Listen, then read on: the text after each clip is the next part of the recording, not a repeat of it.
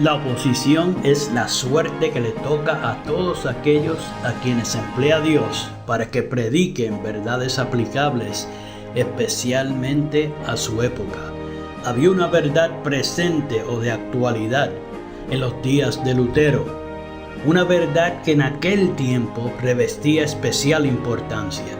Y así hay ahora una verdad de actualidad para la iglesia en nuestros días. Porque el Señor es el Espíritu. A continuación, el programa Restaurando la Verdad Presente. Muy buenos días, mis queridos hermanos, y bienvenidos a su programa radial Restaurando la Verdad Presente. Les habla para ustedes en esta hermosa mañana Jeffrey Mercado y me acompaña el hermano Juan Berganzo. Que el Señor los bendiga en esta hermosa mañana. Mis queridos hermanos, reciban un caluroso saludo de parte de este ministerio, pero en especial a nuestros hermanos en Perú y en Colombia. El tema de hoy, continuamos con la segunda parte de la batalla final de adoración y le pedimos a Juan que nos lleve al trono de gracia para comenzar el tema. Eterno Padre y bondadoso Dios que mora en el lugar santísimo, en el santuario celestial, en esta hora, Señor, estamos agradecidos porque nos has permitido llegar con bien aquí a la emisora, Padre, para poder llevar tu palabra, Señor, a los radioescuchas en esta hermosa mañana. Gracias, pidiéndote, Padre, que tú les bendiga de la misma forma a nosotros, amén. Que nos use con poder, oh Dios, y que lo que se diga y se haga aquí sea para honra y gloria tuya, Padre. Amén. Que tú tomes el control completo de nosotros, oh Dios, para que este programa llegue con poder. Te alabamos y te glorificamos en el nombre y por los méritos de Jesús. Amén. Amén. Gracias, Padre. Bien, mis queridos hermanos, los versículos de introducción en esta mañana los encontramos en nuestro libro de texto para este tema, que es el libro de las revelaciones, el Apocalipsis. Y lo vamos a encontrar en el capítulo 3, los versículos 12 y 21. Apocalipsis 3:12 dice: al que venciere, yo lo haré columna en el templo de mi Dios, y nunca más saldrá de allí. Y escribiré sobre él el nombre de mi Dios, el nombre de la ciudad de mi Dios, la nueva Jerusalén, la cual desciende del cielo de mi Dios, y mi nombre nuevo. Y el otro versículo es Apocalipsis 3:21, donde dice: al que venciere, le daré que se siente conmigo en mi trono, así como yo he vencido y me he sentado con mi Padre en su trono. El que tiene oído, oiga lo que el Espíritu dice a las iglesias. Amén. Mis hermanos, en el programa pasado comenzamos a examinar el libro de Apocalipsis, pero en el contexto de la adoración. Y con relación a la adoración, en el sentido específico de quién es adorado, según lo registrado por el discípulo amado, ya que ese es el punto focal del tiempo del fin. Repasamos la salutación registrada en Apocalipsis capítulo 1, en los versículos 4 y 5, donde los trinitarios dicen que hay tres personas, pero demostrado que esa interpretación no es consona con la que presenta el autor del resto del libro. Vimos cómo en los mensajes de las 7 iglesias es la persona de Cristo y no otro el que comienza y finaliza con cada mensaje. También demostramos claramente cómo es Cristo el que tiene los 7 espíritus de Dios y no aplica a un tercer ser desconocido, como actualmente dicen los trinitarios. En el programa de hoy vamos a continuar analizando nuestro libro de texto, el libro de las revelaciones, el Apocalipsis, pero solo en el contexto de quién es adorado. Así que vamos a permitirle al apóstol Juan y a nuestro Señor Jesucristo que nos revelen lo que hay en cuanto a la verdadera adoración y cuántos son adorados, que eso es muy importante. Padre Santo, te imploramos en este preciso momento, Dios, que tomes el control de esta programación. Amén. Para que la radio audiencia pueda ser bendecida por tu verdad. Amén. Te lo pedimos en el nombre de Jesús. Amén. Amén. Sí, Padre. En el programa pasado, mis queridos hermanos, terminamos repasando algunos puntos importantes que se encuentran en los mensajes a las 7 iglesias.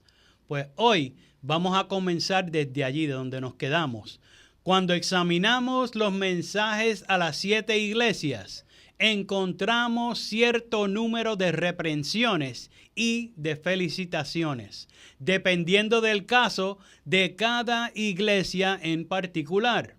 Pero algo muy importante que debemos notar es que según hay 7 iglesias, hay 7 promesas para aquellos que, al igual que el patriarca Israel, sean vencedores en cada iglesia. Se le da una promesa a cada una de las iglesias.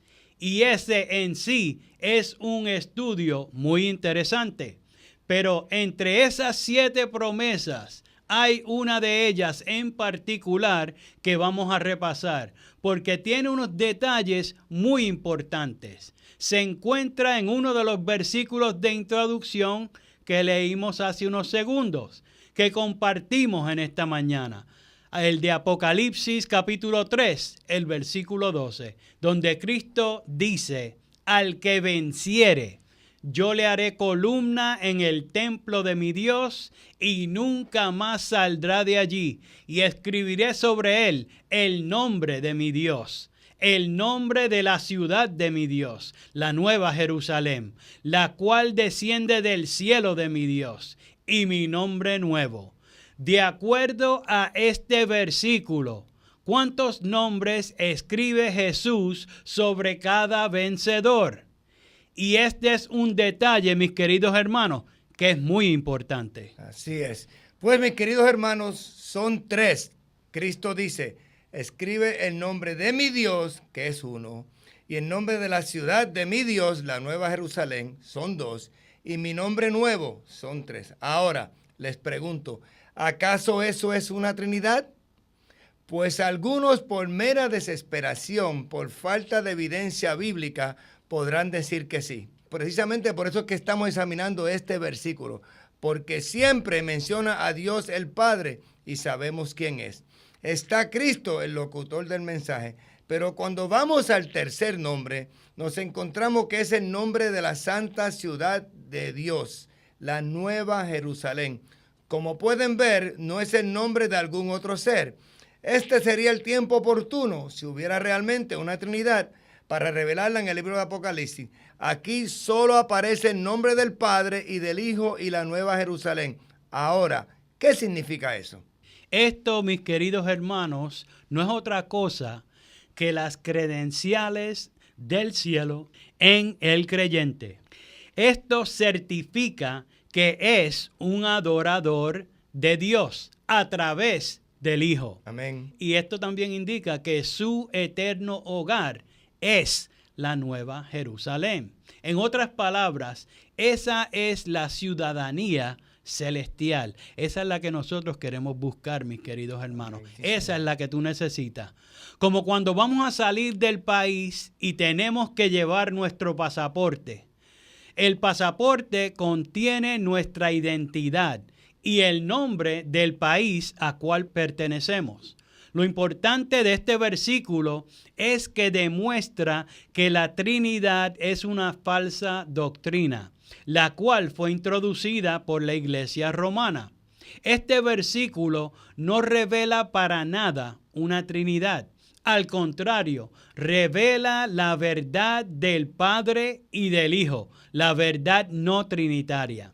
Otro punto importante que queremos resaltar en esta mañana es que en este versículo en particular, Jesús no se refiere al Padre como su Padre, ¿notaron eso? Sino que se refiere a Él como su Dios. Y lo hace 4 veces en este versículo. Aquí tenemos al resucitado y al glorificado Hijo de Dios, revelándole esta preciosa verdad a Juan. Sí, mis hermanos. ¿Y qué verdad es esa? Pues la verdad que el primer nombre que se pone en la frente de los vencedores es el nombre de su Padre, quien él enfatiza que es también su Dios. Recuerde, eso fue lo que Jesús le dijo a María un poco antes de ascender. Le dijo, voy a mi Padre, a vuestro Padre, a mi Dios y a vuestro Dios. Así lo registra Juan, y ese era el mensaje que ella tenía que llevarle a sus discípulos. A través del plan de salvación, mis queridos hermanos, Dios el Padre de Jesús pasa a ser nuestro Padre. No es solamente nuestro Dios. Así es que Jesús es nuestro hermano mayor. Pero el punto aquí es que Jesús se refiere al Padre como su Dios. Y eso es directamente chocante, contradictorio con el postulado de la Trinidad y los supuestos tres dioses. Este versículo es muy claro, no tiene nada que ver con Trinidad alguna, sino que la desmiente. Ahora, otro versículo que usan para apoyar la Trinidad es Apocalipsis, el capítulo 1 y el versículo 8. Por eso lo queremos examinar, porque son versículos que son mal entendidos por muchos de los que investigan y se sienten satisfechos con lo que sus líderes espirituales les dicen. Sí, es que no investigan. Y no investigan. Se dejan llevar por lo que le dicen. Tristemente. Es por eso que Jesús dice, escudriñad las escrituras, mis hermanos, a cada uno individual, que no le hagamos caso a nuestros líderes, porque la salvación es individual. Y continúo. Es muy importante hacer nuestra propia investigación, porque muchos falsos maestros han contaminado al mundo con sus falsas doctrinas. Tristemente. Esto que vamos a cubrir ahora, póngale mucha atención porque es un versículo que la inmensa mayoría presenta justamente lo que no dice. En Apocalipsis capítulo 1 y versículo 8, que en realidad significa lo aquí expuesto, de qué es lo que Jesús está hablando. El texto lee de la siguiente manera: yo soy el Alfa y la Omega, principio y fin, dice el Señor, el que es, el que era y el que ha de venir, el Todopoderoso. Este versículo es usado por los trinitarios para decir que Jesús está diciendo que Él es el Todopoderoso, así como el Padre. Por lo tanto, según los trinitarios, hay tres seres todopoderosos. Pero la realidad del asunto, mis queridos hermanos, es que eso no es lo que dice el texto. No es lo que dice para nada. Entonces, ¿qué está diciendo realmente este versículo? Jesús no está hablando de sí mismo cuando menciona la frase el que es, el que era y el que ha de venir, el Todopoderoso. Lo vamos a explicar, pero antes de que alguien nos malinterprete pensando que estamos menospreciando a Cristo, queremos recalcar que Cristo es todopoderoso. Y no hay duda en cuanto a eso. Lo vimos la semana pasada en la simbología presentada en Apocalipsis capítulo 5 y el versículo 6, donde se presenta al Cordero como inmolado, que tenía 7 cuernos, lo que señala su omnipotencia. Lo que queremos aclarar es qué es lo que está diciendo Cristo realmente en este versículo, que generalmente es malinterpretado por la mayoría de los creyentes. Si miran las Biblias que tienen lo dicho por Cristo en letras rojas, todas las hemos visto, notarán que en este versículo en particular es coloreado, o sea, las palabras de Cristo están en rojo. Dependiendo de qué edición usted tenga, en algunas ediciones tienen la mitad del versículo en rojo y el resto en negro. En otras lo tienen todo en rojo y eso depende de la publicación. Ahí te está dejando saber, mi querido hermano, que entonces hay una confusión en cuanto a cómo se comprende este versículo, porque unas versiones lo ponen de una manera y otras de otra. En cuanto a quién está hablando, y así es que lo colorean, dependiendo. Si ellos piensan que Jesús dijo la primera parte, lo ponen en rojo, y si entienden que Él lo dice todo, lo ponen todo en rojo. Pero mis queridos hermanos, para que no se confundan y puesto de una manera muy simple, es Jesús el que está hablando en todo el versículo. Oigan bien, Él no deja de hablar a mitad del versículo y entonces Juan comienza. Porque así es que comúnmente leen este versículo. Ellos lo leen como si Jesús dijera, yo soy el alfa y la omega, el principio y el fin. Y luego, como si Juan dijera, eso es lo que dice el Señor, el que es, el que era y el que ha de venir, el Todopoderoso. Así es que generalmente se lee y se entiende. Jesús está hablando a través de todo el versículo, no deja de hablar. Ahora, ¿qué es lo que Jesús está tratando de transmitir? Esto es lo que la mayoría no entiende. Pues sencillamente, Cristo está presentando el testimonio que el Padre da acerca de su persona, lo que el Padre dice de Cristo. Esto es lo que el Padre dice de mí. El que dice, yo soy el alfa y el omega, el principio y el fin, dice el Señor. Se está refiriendo al Padre. Y por eso continúa diciendo, el que es, el que era y el que ha de venir.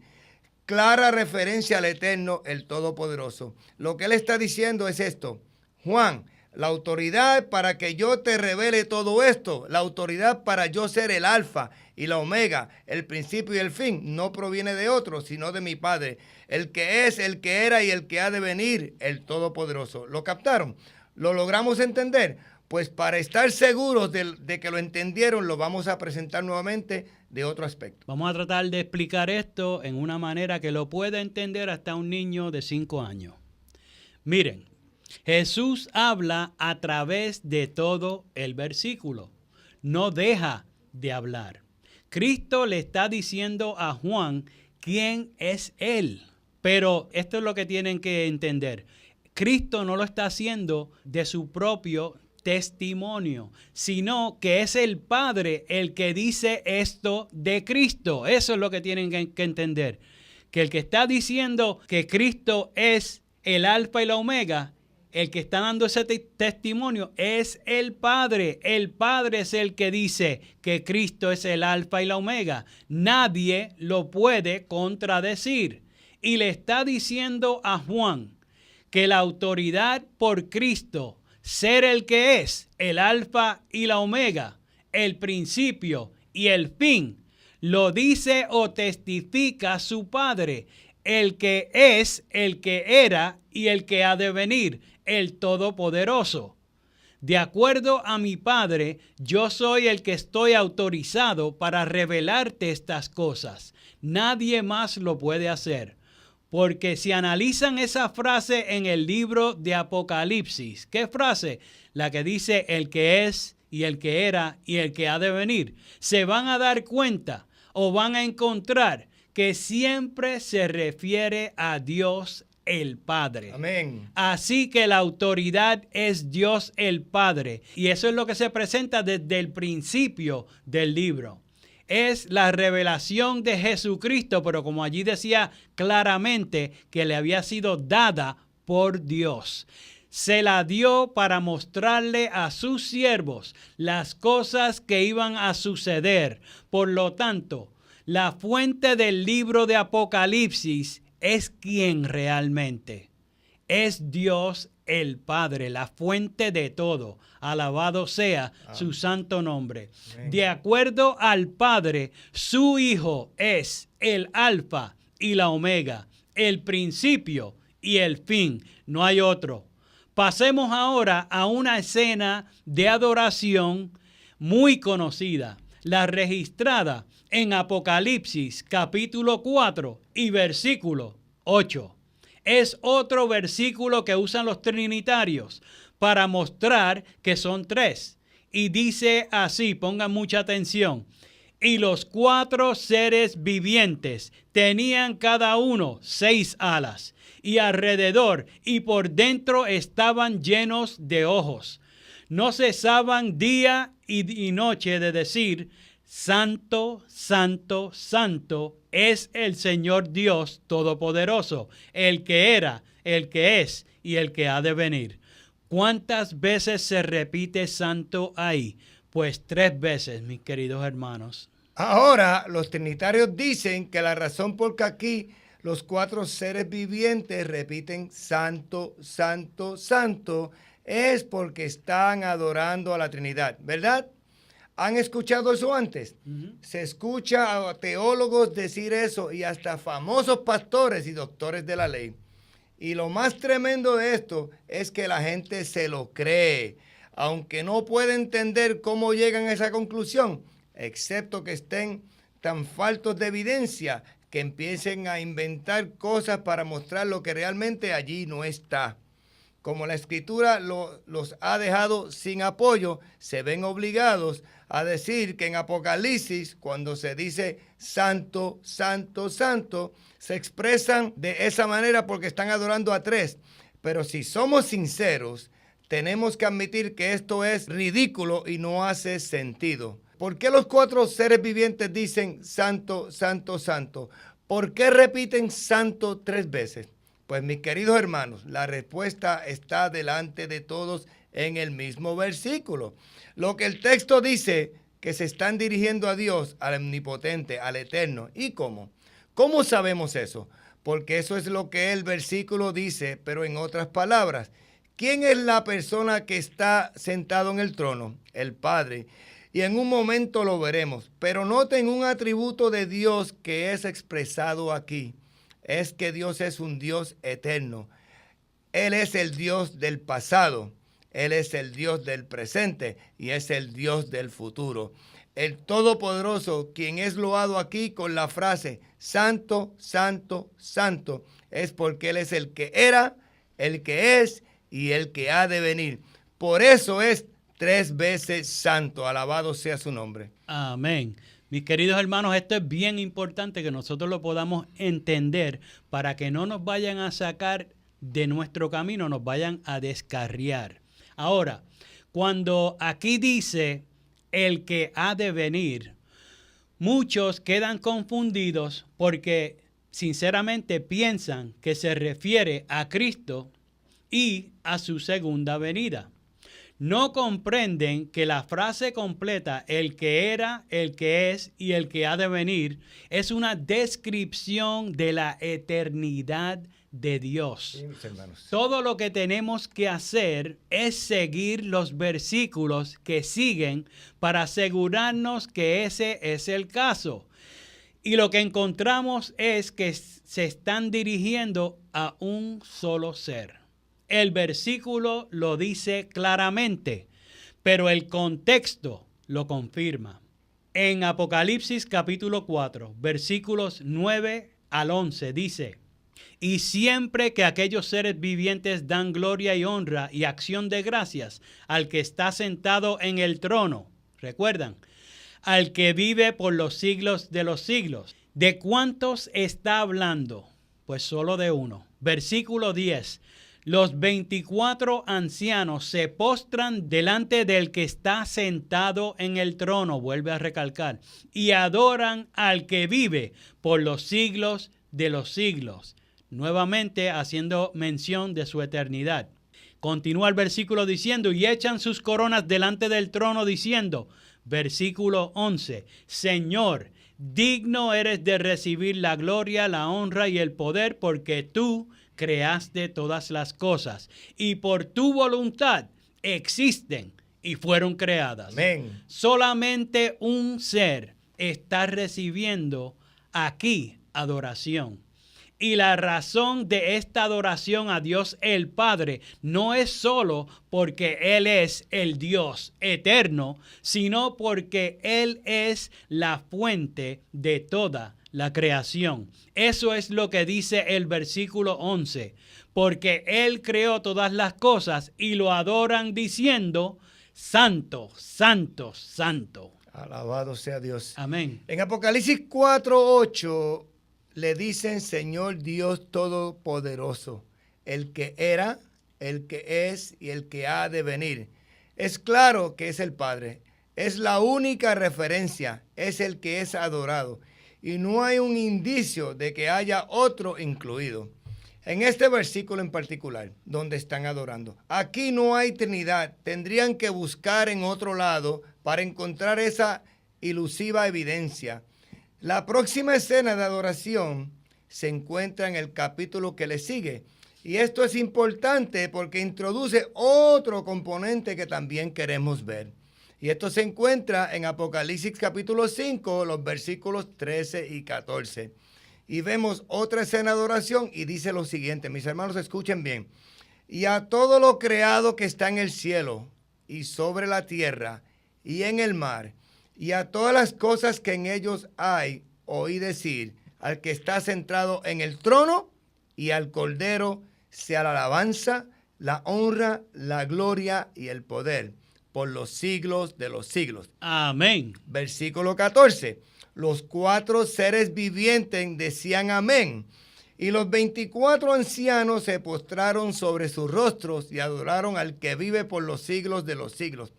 ¿Cuántos seres son adorados en esta escena en particular? Pues aquí vemos 2. El versículo revela solo 2. Esto es, al que está sentado en el trono, que obviamente es el Padre, y al Cordero, que es Cristo su Hijo. Amén. En esta escena de adoración, todas las criaturas están adorando al Padre y al Hijo, y lo están adorando en paridad, o sea, igualmente a ambos. Amén. Eso es así. Eso, mis queridos hermanos, creo que es bastante claro. Pero es interesante notar que le rinden la alabanza, la honra, la gloria y el poder por toda la eternidad, a ambos, en paridad, como decía Juan. Por lo tanto, esto es una escena demasiado importante que no queremos perder de vista, porque Dios nos está revelando a nosotros aquí un cuadro de cómo es la adoración en el cielo. ¿Saben? A veces hablamos del asunto de la Trinidad con la gente y a menudo escuchamos esta respuesta. Está bien, cuando lleguemos al cielo lo sabremos. ¿Han escuchado eso anteriormente? ¿Alguien le ha dicho eso a usted anteriormente? Pues nosotros lo escuchamos cada vez. Es verdad, cuando lleguemos al cielo lo sabremos. Pero lo que no entienden es que ya Dios nos ha revelado cosas que pasan en el cielo, en el libro precisamente del Apocalipsis, particularmente en cuanto a la adoración y quién es adorado. Y mis hermanos, la razón para ello no es para entretenernos. El propósito es muy práctico y el punto del plan de salvación en el libro de Apocalipsis es traer una armonía de adoración entre la iglesia del cielo y la iglesia de la tierra. Amén. Porque el enemigo tristemente ha logrado, mediante sus doctrinas de demonios, todo lo que estamos viendo, como hace con la doctrina de la Trinidad, que es romper la armonía en la tierra. Ya no estamos sincronizados con el cielo. Los que no adoran como se adora en el cielo, pues mis hermanos, no se vistan, que no van. No irán para allá. Dios quiere que la gente que Él se va a llevar al cielo adore de la misma manera que se hace actualmente en el cielo. Y que adoren al mismo ser y a su Hijo que obró tu salvación y la mía. Esperamos que el tema de hoy, mis queridos hermanos, haya sido una bendición para tu vida espiritual y que haya abierto una clara visión de lo que se presenta en el libro de Apocalipsis. Te invitamos a que nos acompañes el próximo domingo para que puedas escuchar la tercera parte de la batalla final de adoración. Mis queridos hermanos, no tenemos tiempo para más. Les habló para ustedes Jeffrey Mercado y Juan Berganzo. Que el Señor les bendiga. Hasta el próximo programa. Para copia del programa de hoy, o si quieren apoyar el programa radial Restaurando la Verdad Presente, favor llamar al 787-238-8859. 787-238-8859. Y recuerden, 1 Corintios 8:6. Nosotros, empero, no tenemos más de un Dios, el Padre, del cual son todas las cosas y nosotros en Él, y un Señor Jesucristo, por el cual son todas las cosas y nosotros por Él. Que el Padre de nuestro Señor Jesucristo les bendiga.